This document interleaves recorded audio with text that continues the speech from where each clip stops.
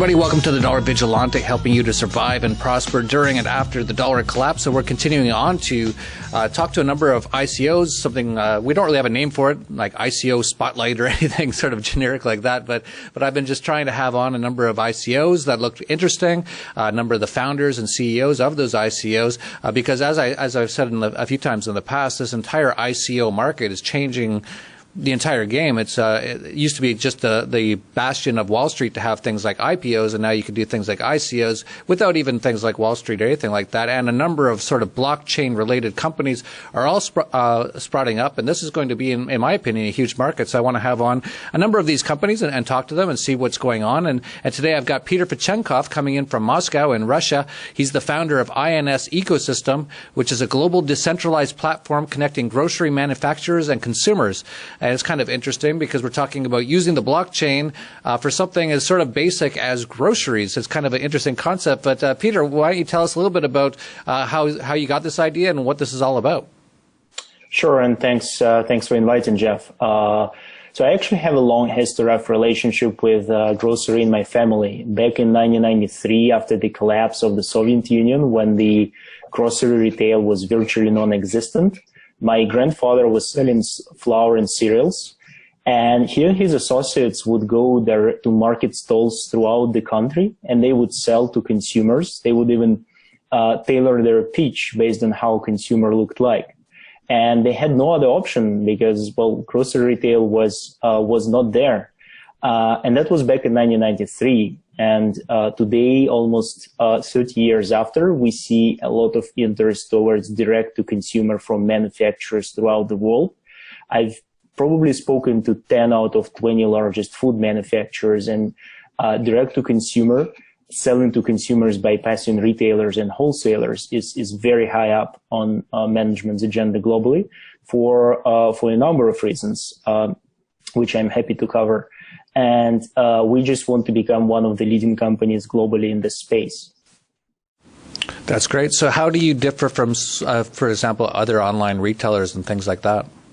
Yeah, that's a great question, and the one that is being frequently asked. Before I answer this, let me just tell a little bit more about INS and exactly how we're different from online retailers. So we've been thinking about the problem of connecting grocery manufacturers and consumers directly, and we realized that blockchain and smart contracts and cryptocurrencies and all this exciting technologies actually provide with a viable solution to the problem. So we started INS Ecosystem, which is a decentralized platform connecting grocery manufacturers, consumers, and third-party fulfillment providers. I say decentralized because our idea is to give power back to consumers, back to manufacturers, and enable the logistics in between. We do not want to be another online retailer who is setting the prices, deciding which manufacturers could join the platform and which cannot, tricks consumers with some sort of promos or playing with the prices. Instead, we give manufacturers full power to list and price their products. We enable any manufacturer to enter the platform, be it a large multinational company like Coca-Cola or Procter & Gamble, or be it your local farmer. And these farmers do not necessarily can sell in brick-and-mortar retailers these days, and consumers just don't have access to them. And for consumers, we give them transparent pricing, and we give them opportunity to buy directly from manufacturers. We as INS have very limited say in the system, and we connect everything through blockchain and smart contracts. So we are not building another online retailer. We are building a new way of communication and sales between manufacturers and consumers. And this project has resonated really well with manufacturers and consumers alike. We've signed up with dozens of manufacturers, and we already have over 15,000 members in our Telegram communities. So we are not Amazon, we are not online retailer, we are not offline retailer. We are a layer between software layer between manufacturers and consumers. I know you started an ICO, I believe, in September, and I believe it's about 85% or more sold at this point. Where's the ICO at, and also where is the actual product at? Has it launched yet? If it hasn't launched, when will it launch, and those sort of things? Sure. We started our token sale on December 4th, so a week December, ago. Sorry. A week ago. And we got our soft cap within the first hour of sales. Our soft cap is 20,000 ethers. We got 50% of our hard cap on the first day of sales. Our hard cap is 60,000 ethers. We are now at 88% of our hard cap. So the ICO is, well, it's about to close soon, since we are rapidly moving towards hitting our hard cap of 60,000 ethers. So despite the turbulence on the market, and despite some people saying that, well, the era of the ICOs is gone, we actually did a very successful ICO, and we are very happy with the community that we managed to build and the community that supported us. That's great. So what's the stage of the product actually being launched? Sure. We just released our a beta version of the consumer-facing interface, the prototype. It's very early stage, and it enables our consumers to see how the shopping experience would look like. Of course, the product is much more complex than that. It includes the whole ecosystem and the software that fulfillment providers and manufacturers will be using as well. And our plan is to finalize this in the first half of 2018. In the second half of 2018, we are launching a pilot project in Amsterdam, Netherlands. We've got a lot of traction in the Netherlands so far. We've signed memorandum of understanding with probably a dozen of Dutch and international manufacturers. We have people in Amsterdam working directly with manufacturers, and then continuing signing up new companies. And also we're in a very active listening mode right now, because we want to make the product as useful as possible for both manufacturers, consumers, and third-party fulfillment providers alike. So we'll launch in Amsterdam in the second half of 2018, and after the pilot has been completed, we'll be rolling out the platform in some of the largest cities in Europe, United States, and Southeast Asia. That's great. And for people who are interested in the ICO, it's still running, and you say you're quite close to hitting the hard cap. But tell us a little bit more about the ICO, the valuation of the ICO, and how people can find out more information on it. Sure. The best way to find as much information about the ICO as possible is to go to our website, which is www.ins.world. It contains plenty of information on the ICO, obviously including white paper, presentation, and the frequently asked questions. There is a button in the upper right corner of the website that links to the token sale. And the token sale is the only and the best way to participate in the sale.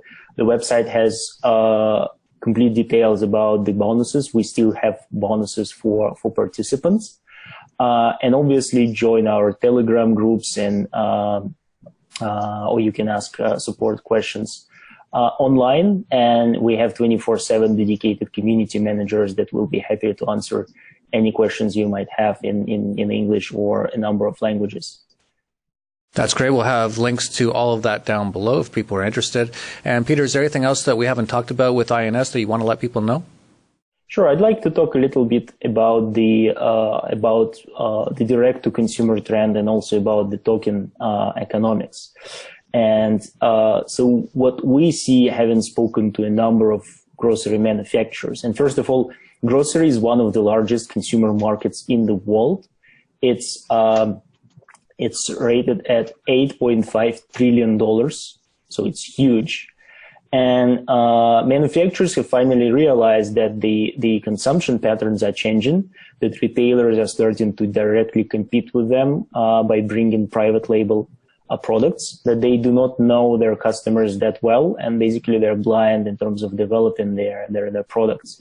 And US-based manufacturers have realized that every single day they keep selling on Amazon, Amazon uses consumer data and uses consumer insights to come up with better products themselves. This is how they launched a very successful Amazon Basics private label. And they're now competing with manufacturers directly and replacing them from the shelves.